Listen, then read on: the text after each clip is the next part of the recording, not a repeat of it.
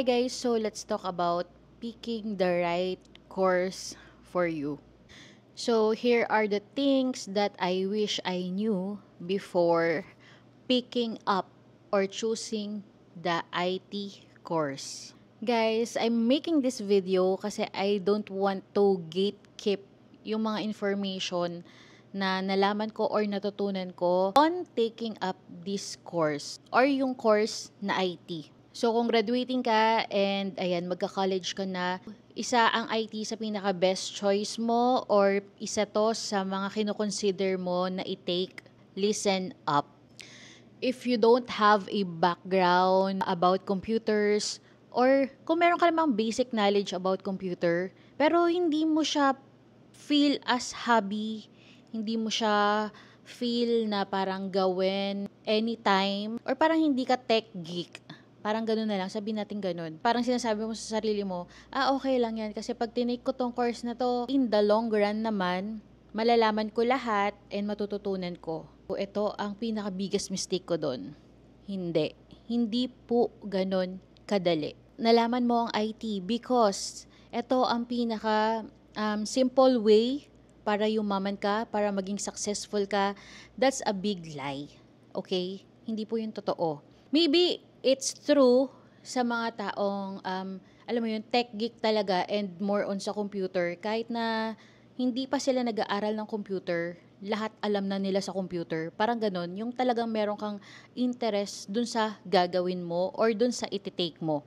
Pero hindi ganon kadaling maging successful, hindi din ganon kadali na yumaman kapag nag-take ka or graduate ka as an IT. Naisip ko din na kapag tinake ko tong course na to is magiging okay lahat, malalaman ko lahat, at matututunan ko. Pero nagkamali ako doon guys. I wanna go back in time na gusto kong baguhin yung course ko. Gusto ko mag-take ng ibang course. Pero dahil nanghihinayang ako sa years na ginugol ko and effort, hard work, wala akong courage para mag-change ng course. Sana nalaman ko na okay lang na mag-shift ka ng course kung alam mo na hindi talaga siya para sa'yo. Para siyang trial sa'yo eh. Para siyang tester, kumbaga. Na kapag hindi nag-work sa'yo, pwede kang mag-change para mabago mo yung future mo. Guys, course yung pinag-uusapan natin dito. Ito yung iti-take mo and ito yung magbi-build sa'yo, magbi-build ng future mo kung ano yung magiging work mo at kung ano yung magiging buhay mo. So, dito tayo sa part na parang hindi ka pa sure na mag-IT pero kinoconsider mo siya. Hindi talaga yung decided ka na IT yung kukunin mo. So, eto tayo guys. Dito tayo sa IT-han. Hindi ko naman kayo dinidiscourage na mag-take ng course na to. But for me, kasi una, hindi ganon kadali lahat. Tulad ng parang pagko-coding. Guys, parang maiiyak-iyak ka na lang sa pagko-code, sa pagbibuild ng website, sa pagpo-program. Aabutin ka talaga ng siyam-siyam. Walang tulog, puyat, dahil lang sa pagko-code. At isa pa sa naranasan ko dito sa course na to, and per the mga prof, I take this course for 5 years. 5 years of my life. And because of one subject, nag-extend ako ng 1 year. Walang problema sa lahat. Smooth sailing. Pero itong prof na to, because of my favoritism and wala namang problema dun sa siya lang talaga. Lahat okay na sa lahat ng ibang prof. Kasi di ba may panel? So yung mga panel, okay sa kanilang lahat, sa kanya lang hindi. So ang ending, nag-fail kami. And umulit kami para lang dito sa subject na to. So, pag binabalikan ko itong mga moments na to, alam mo yun, nasasabi ko dito sa prof na to na sinayang niya yung 1 taon ng buhay ko. 1 taon ng buhay namin. Dahil lang, meron kang ibang mas pinapanigan and mas okay yung kanilang na-build na program, yung thesis nila, okay. Ako guys, aminin ko sa inyo, hindi ako yung programmer, hindi ako yung builder. Ako guys, nasa support lang ako. What I mean is, mas maano ako sa mga documentation, documenting everything, research, ayan. And dito sa IT guys, first year ka pa lang, pag wala kang potential, tapos yung prof mo, magiging prof mo pa ng mga second year, third year, ganyan-ganyan. Magiging prof mo pa siya sa ibang subject mo. Naku. at hindi kanya nakitaan ng potensyal. Magiging X ka sa kanya. Kaya lesson learned, kung hindi mo talaga gusto to, kinoconsider mo pa lang, at iniisip mo lang na dito ka yayaman, dito ka magiging successful, no, that's a lie. Kunin mo yung gusto mong course. Huwag mo sayangin years of your life na nagte-take ka ng wrong decision at maling course na hindi mo naman pala kailangan at hindi mo naman magagamit or hindi talaga para sa'yo.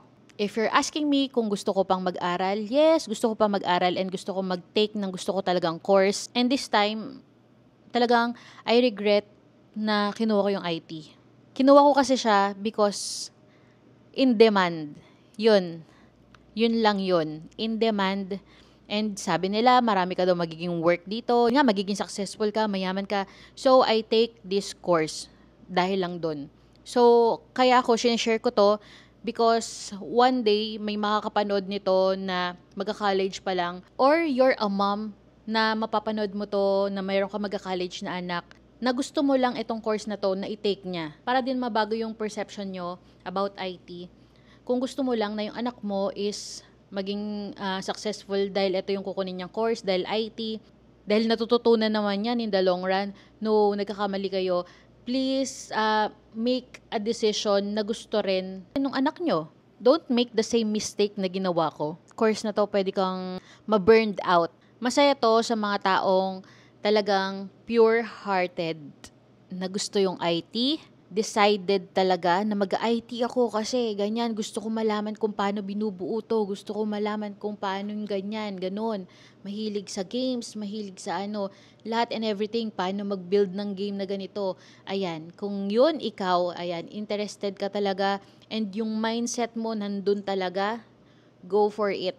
Pero kung alam mo yun, sabi ko sa inyo sa umpisa ng video na to, na kinukonsider mo lang siya because it in demand, magiging successful and mayaman ka, yon ang part na yon is no, please lang. Alam nyo yun, ine-expect nila na dahil IT kinuha mo, magaling ka sa IT. That's why I'm doing YouTube.